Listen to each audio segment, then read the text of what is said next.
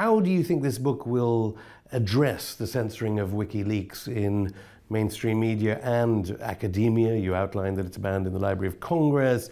University students at Columbia are being told not to tweet or Facebook some of the cables.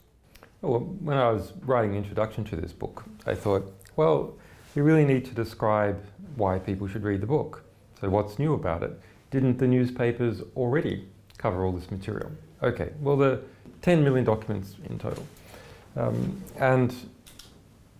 Why haven't newspapers covered all that? Well, it's a lot of material, but also they engage in censorship, and they do it for a variety of reasons. And cables are very interesting because the way we dealt with the media was we have 100 different media groups we're involved with, and they got the same material.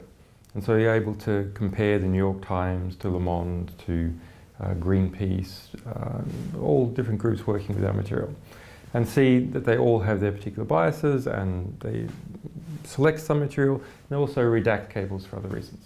The big surprise to me was not the media censorship.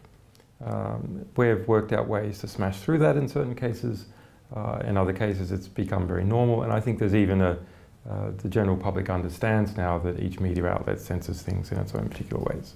The surprise to me was the academic censorship. And the academic censorship is not uniform. Even within the US and UK, the academic censorship is not, for example, in epidemiology.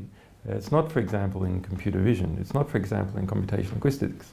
It's not, broadly speaking, in the sciences or medicine, where there's some 30,000 citations to material in WikiLeaks. And it's not even in the courts. European Court of Human Rights has used our material, international tribunals, even UK domestic courts. It's in foreign relations, academic journals published in the United States and perhaps in the UK. They're trying to erase what you've been publishing from the field of international relations. That's right. And even worse than the US media. The New York Times, for all its problems, published about 100 of our cables. Okay, we've published 2.7 million, so 100 is not great, but it has at least done 100.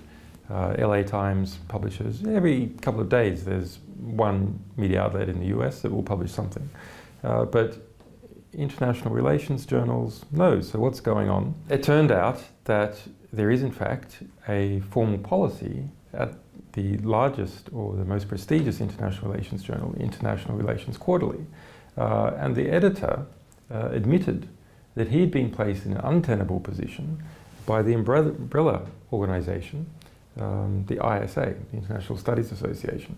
And as a result, there's a policy of not accepting anything derived from WikiLeaks cables because they're nervous about classified material. But other journals in the United States are not nervous.